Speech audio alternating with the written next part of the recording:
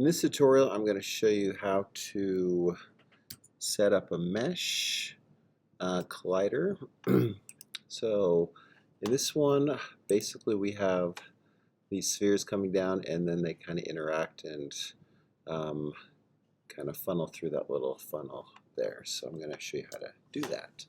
So first off, we just start all over, and I'm going to go ahead and just get rid of that.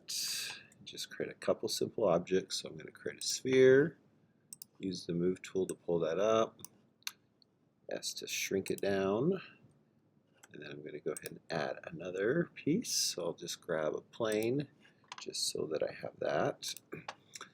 And then on the sphere, I'm going to go ahead and come down to the physics, do rigid body, go down to the plane, and then go ahead and go rigid body and do passive.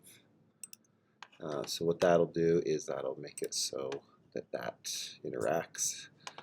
And now I need to create my little funnel. There's multiple ways to do this. I'm going to go ahead and just create a cylinder. And I'm going to go ahead and go into edit mode and face mode, and I'm just going to grab this face here, and if I just press S to scale a little bit, tumble around, S to scale just to kind of get that going, and then if I press X to delete that face and then X to delete that face, now I've got my little cylinder. Go back out here to object mode, and then I'll just kind of move that to the side a little bit. And right now, if I were to press play, it doesn't, it just goes right through. So I've got to actually make that be rigid body and do that to passive.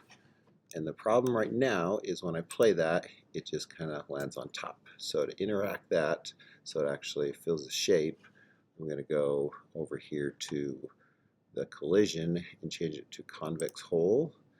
And I'm going to go down to mesh.